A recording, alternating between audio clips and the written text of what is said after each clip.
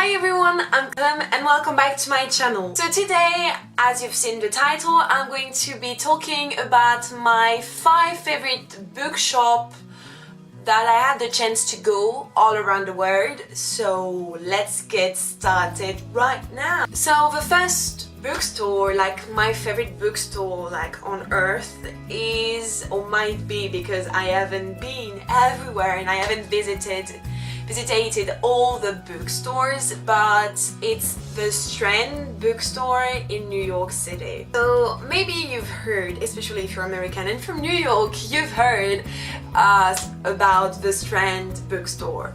And Strand bookstores is a small, no, it's not small, it's pretty big actually. Why am I saying bullshit? But yeah, it's a bookstore in New York and it's basically a thrift shop bookstore, but there are also like new books. And it's really amazing because it's on a lot of floors and there is this whole floor for YA and middle grades. I love it first because they have half-price book and it's amazing, and second, it's very well organized, and I love a well-organized bookstore. So let me explain to you. So when you arrive at the floor of the YA, you have all those shelves of YA and they're like organized after in genre. I love when it's organized in genre than in subgenre. It's so much easier to search for something. I felt like so happy when I went there. And what was funny is that every time I'm going to the US, I know I'm going to bring back a lot of books because I'm a huge fan of the American covers and the art covers in general. So I know I'm going to use my money and to give them to books so I can bring them back here in France where we have nothing. And so my mom, I made my mom go there, and you could see on her face, she's like, I don't want to be here, please help me. Because I made her walk all the way through Manhattan just to go to this bookstore, and she was like, anyway. So she sat and I told her, okay, I'm going to go get some books. And it was the first day in New York, literally the first day in New York on a 2-week trip in the US. And so she told me, I know you want to buy books, but please don't buy a lot of them. It's the first day, you know we're going to go to a lot of bookstores, don't buy too many books, because after you are going to have a problem with your suitcase.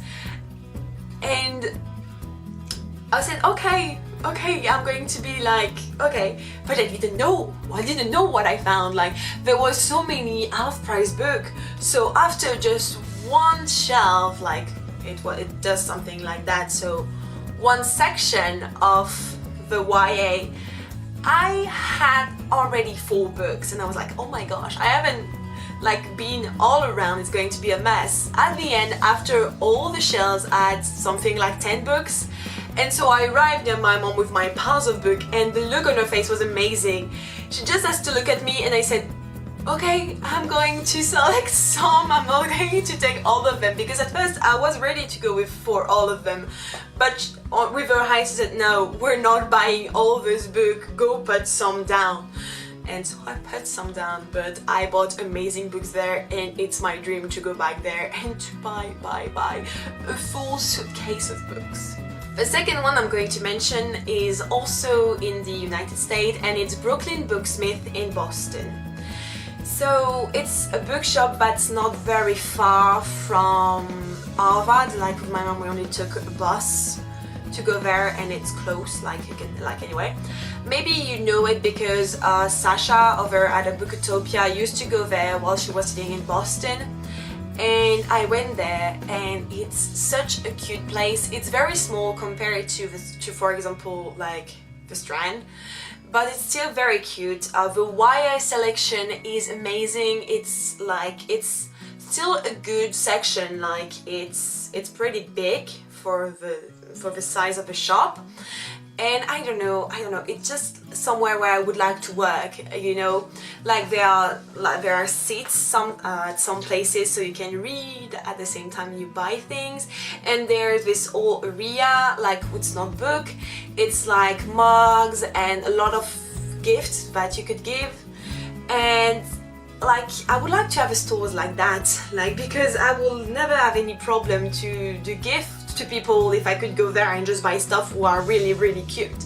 And also downstairs they have a section for half-price book, and as soon as there is half-price book somewhere, I'm going to be happy. And also they run a lot of events that were really cool. I don't remember right now, but if you're around this area or if you're going near this area, definitely go to Brooklyn Booksmith. You're not going to regret it. The third one I'm going to mention is actually in France and in Paris. Like, yeah, we have some good stuff here. And it's the Shakespeare & Co. So it's well known by the English community because it's one of the only English library bookstore in Paris, and it's really cute and really beautiful. So as you've seen, it's like that, and it's really really small and really made in a weird way. When you enter, there are books from the floor to the ceilings. There are books everywhere because they don't have much space to store the books, so they use everything they can find. And so it's really small, it's always full of people, and they have an amazing selection of everything. Basically it's for the classic. For example, the Shakespeare section is amazing. They have all the edition, almost all of them. It's just so beautiful. And at the end, at the back of the store, there is the YA in the middle grade, and I love going there because it's so cute. There is a small space that looks like a sort of, I don't know, a tree house or something like that for kids to read. And there is also something else I love about this, is that on the YA section there is a ladder, because like I told you, books go very very high, and I always use the ladder. I love using the ladder because I feel as Belle in The Beauty and the Beast, and I'm totally living it. Most of the time when I'm going there, I'm with Jenny and Sarah, and every time I climb on the ladder they look at me like you're going to fall or make a book fall or hit someone with your feet or something like that. And most of the time books fall, and sometimes I almost fell from the ladder, so yeah. But I'm still doing it because I like it. The next one I'm going to mention is Barnes & Noble, and it could actually be any Barnes & Nobles, because Barnes & Nobles are my life. If I could have Barnes & Noble in England or in Paris, Barnes & Noble, come in Paris and create a store in Paris, do something, I would be the happiest person on earth, because I really really enjoy book shopping, go book shopping, because you find such an amazing thing, and I love touching the books, and I love having several books in my hand, saying which one I'm going to buy. Oh yeah, all of them. I don't know, I love running through the shelves and finding something I didn't plan to buy. I don't know, it's so good, and it's something you can't do on Book Depository. So yeah. But I'm going to mention the first one I went to ever in my life, and it was the one of Santa Monica in California. It might not be the best, but it will always have a special place in my heart. Fun story about this place. When I went to California, it was a sort of organized kind of trip. So we were following an itinerary, and we were we had time to be there and stuff like that. So it was really our free time was really precious. And from the beginning of the trip, so when I went to Santa Monica, it was the end of the trip. I've been in California for 14 days, and I haven't seen any bookstore. So you could feel how sad I was, because I wanted to buy books, I wanted to put books on my shelf, and I didn't find any bookstore. And so when I learned that we were going to have free time in Santa Monica, I searched on my phone where was the closest Barnes & Noble, and basically I made my mom run across the city center of Santa Monica to go to the Barnes & Noble.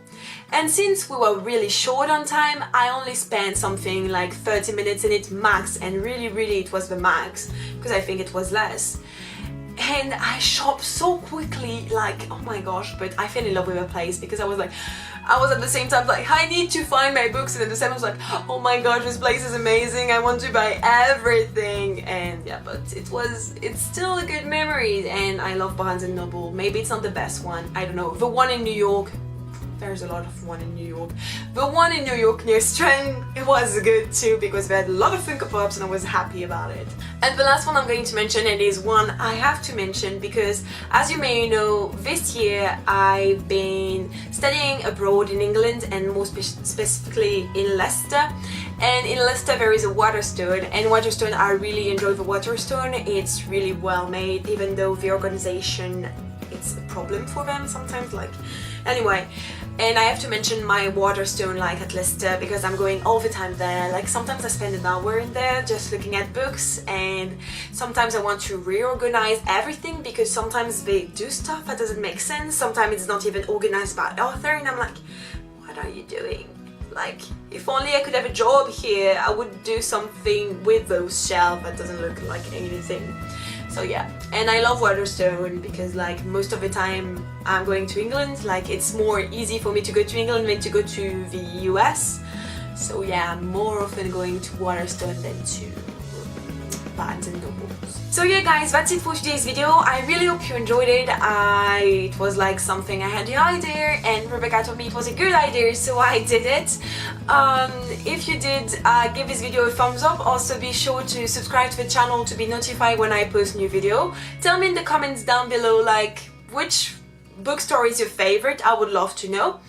And also, if you know an online, like, website online where I could buy cheap books or half-price book other than half-price books and thrift bookstores and thrift books, because I already tried them. I never tried half-price book because for France the shipping is way too much. So yeah, tell me down in the comment down below. I would love to know. And yeah, that's it for today's guys. See you next time.